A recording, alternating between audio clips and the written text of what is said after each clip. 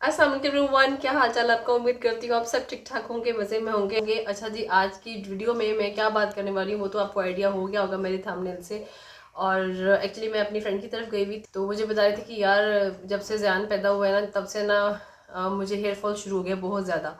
और मैं ना बड़ी परेशान हूँ उसकी वजह से। तुम्हारे बाल जब से हम देख रहे हैं यार, शुरू से अब तक ना तुम्हारे बाल वैसे के वैसे ही हैं। मतलब हमने नहीं कभी देखा कि वो कम हुए हैं या वो गिरे हैं या डैमेज हुए हैं। तो पता नहीं तुम क्या ऐसा जादू करती हो उनके ऊपर। तो मैंने कहा यार अगर ये परेशान था मुझे क्यों नहीं, मुझे ना शेयर करना चाहिए आप लोगों से। मैंने आप लोगों से शेयर करती हूँ कि मैं क्या क्या यूज़ करती हूँ और किस तरीके से ना मैंने अपने हेयर्स को ना बिल्कुल सेट रखा हुआ है। हम पंजाबियों में ये एक बहुत बड़ा मसला होता है कि जो बेटियां हैं ना, उनका सर बहुत अच्छे तरीके से बिठाना भी है और बालों का बहुत ख्याल रखना है। और कहीं ना कहीं ना मैं भी इस बात से एग्री करती हूँ कि यार वाकई ना ये बात ठीक है कि जो लड़कियां होती हैं ना, उनकी खूबसूरती ना उनके बालों से ही होती है।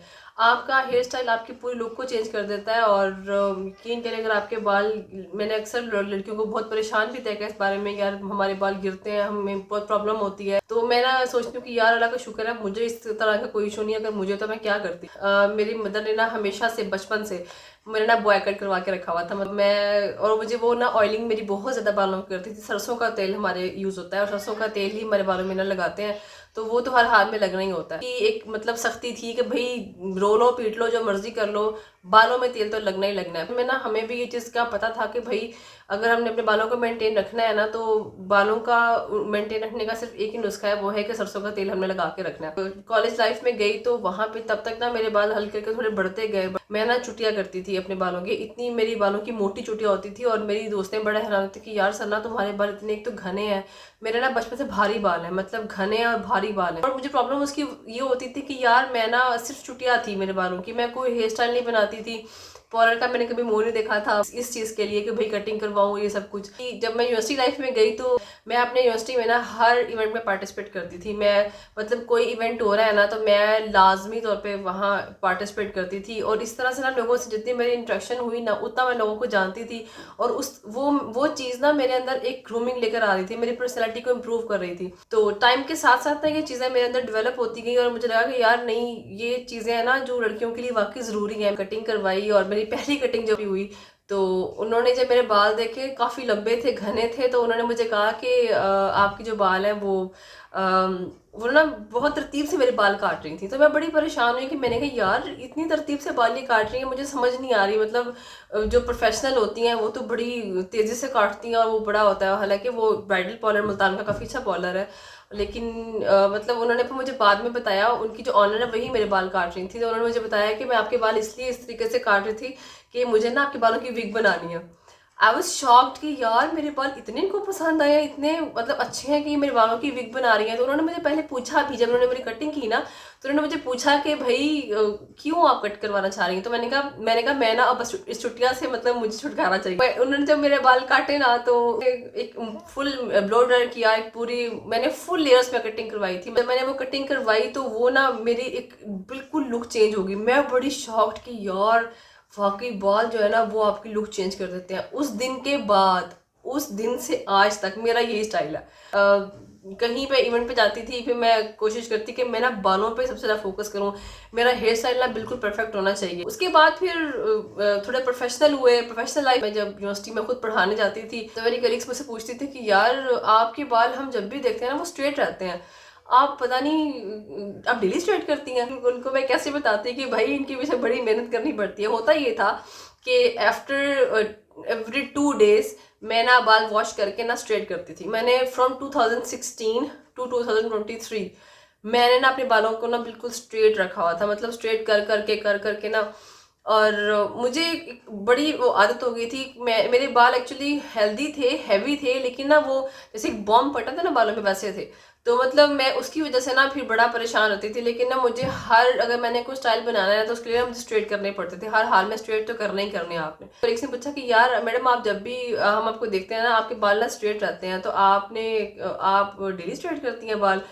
तो मैंने उनसे कहा कि हाँ जी मैं ना डेली स्ट्रेट करती हूँ। मतलब मैंने जब भी आना था ना पढ़ाने के लिए, वैसे भी कहीं जाना तो मैं ना स्ट्रेट करके जाती हूँ। बाकी इस चीज़ से ना बहुत तंग थी। मतलब मेरे बाल भी लंबे थे और स्ट्रेट करने में काफ़ी टाइम लगता था। और मैं कहती थी कि यार कब तक। फिर मुझे ना मेरे माइंड में आया कि यार मैं ना कोई अपने बालों का ना कुछ करवाती हूँ, मतलब इनसे ना कोई पंगा लेती। मैंने कभी डाई नहीं किया, मैंने कभी कोई हेयर कलर नहीं लगाया।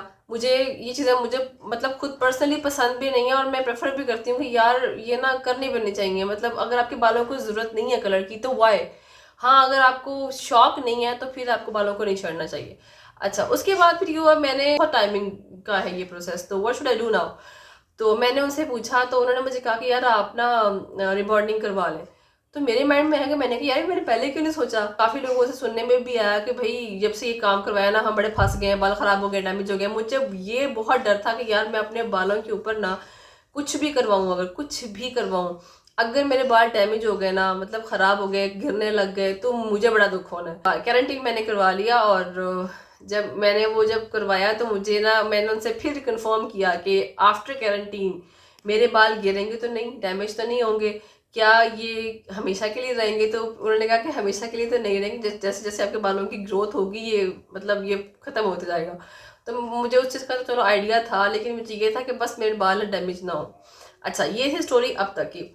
अब जब मैंने कैरेंटीन करवाया ना, उसके बाद से ना तो मैं अपने बालों को, मतलब होता है ना हम अक्सर वॉश करने के बाद बालों को अच्छे तरीके से ड्राई करते हैं, अक्सर हम खवातीन को आए होती है हम ना बालों को छांटते हैं। मैं वो नहीं कर सकती। मतलब मैं अगर मैं बॉल वॉश करती हूँ ना तो मैं हल्का सा टॉवल के साथ उसको थोड़ा बहुत ड्राई करती हूँ, करके मतलब हाथों से ही ड्राई करती हूँ, करने के बाद मैं उसको छोड़ देती हूँ। मैं अपने बालों को हल्का सा भी हिला नहीं सकती, मतलब उसको झटक नहीं सकती। मैं अपने बालों को, गीले बालों में मैं ब्रश नहीं कर सकती। और मतलब उससे ये चीज़ें वो है कि मुझे उन्होंने कहा था कि आपने जब रिबॉन्डिंग करवा ली है ना, आपने केराटिन करवा लिया है ना, तो आपने अपने बालों में खिंचाव नहीं मतलब करना। तो उसकी वजह से ना फिर मुझे ये है कि मैं ना तो अपने बालों को गीला गीला ब्रश कर सकती हूँ, ना मैं कुछ कर सकती हूँ। हाँ, मैं जब वॉश करती हूँ उनको हल्का से ड्राई करती हूँ, ड्राई करने के फ़ौरन बाद मैं छोड़ देती हूँ। उसके बाद वो खुद ही मेरे बालों में से पानी निकलता है आहिस्ता आहिस्ता, और फिर वो ना ड्राई हो जाते हैं, और वैसे ही हल्का सा मैं ब्रश करती हूँ तो वो बिल्कुल स्ट्रेट हो जाते हैं। तो ये मुझे, मैं कहती हूँ कि यार बड़ा मुझे सुख इस चीज़ का मिल गया कि यार ये पहले आइडिया मेरे माइंड में क्यों नहीं आया। इतने साल मैंने स्ट्रेट किए, फ्रॉम 2016 से मैं ये चीज़ कर रही हूँ, और मुझे लगता है कि यार मैंने ना बड़े साल अपने बालों के साथ जुल्म किया। ये है मेरा शैम्पू जो मैं यूज़ करती हूँ। मैं इसकी पिक्चर भी यहाँ पे आपको शो करूँगी। और ये है मेरा मास्क। अच्छा, पहले मैं अच्छे तरीके से वॉश करती हूँ अपने बालों को इसके साथ, ठीक है। इससे वॉश करने के बाद जब मैं अच्छे तरीके से, मुझे लगता है कि हाँ मेरे बाल ब्रश हो गए हैं, वॉश हो गए हैं, तो मैं ना ये मास्क यूज़ कर लेती हूँ। ये मास्क जो है ना कंडीशनर के तौर पे काम करता है। अच्छा, मैं हमेशा ये भी करती थी कि जब मैं ना अपने बालों को वॉश करती थी ना, तो मैं ना कंडीशनर लाजमी लगाती थी। मतलब अगर आपने कैरेंटीन आपने नहीं भी करवाया तो आप नॉर्मली भी बालों को अगर वॉश करते हैं, अपने बालों को कंडीशनर लाजमी किया करें। अगर वो कंडीशनर आपके बालों को लगता है ना, तो वो आपके बालों को काफ़ी हद तक सेव कर लेता है। आपके बाल डैमेज नहीं होते। आपके बाल अगर आप स्ट्रेट भी कर रहे हैं तो स्ट्रेट करने से पहले सीरम लगा लिया करिए बालों में, कोई भी जो आपके बालों को सूट कर रहा हो, ताकि आपके बाल जो है ना उस स्ट्रेट करने की वजह से डैमेज ना हो। ये वो चीज़ें होती हैं जो आप छोटी छोटी चीज़ों से ना, अगर आपने डेली बेसिस पे भी इन प्रोसेस से गुजरना होता है, तो फिर भी आप इन छोटी छोटी चीज़ों की वजह से अपने आप को, अपने बालों को डैमेज होने से बचा सकते हैं। तो अगर आपने अपने बालों को ब्रश किया है, सॉरी, अगर आपने अपने बालों को शैम्पू किया है तो आपने उसके साथ कंडीशनर लाजमी लगाना है। और अगर आपने अपने बालों को स्ट्रेट करना है तो स्ट्रेट करने से पहले अपने बालों में थोड़ा सा सीरम लगा लें अच्छे तरीके से, उनको उसको लगाने के बाद आप स्ट्रेट करें, ताकि आपके बाल जो है डैमेज ना हो। और अगर आपने मेरी तरह रिबॉन्डिंग करवाई है तो आपने ये सारा कुछ लाजमी करना है। तो ये थी मेरी आज की वीडियो। आपको अच्छी लगी होगी, अगर आपको अच्छी लगी है तो आपने मेरे चैनल को सब्सक्राइब लाजमी करके जाना है और मेरी वीडियो को लाइक भी करना है। Thank you so much for watching. Take care, अल्लाह हाफिज़।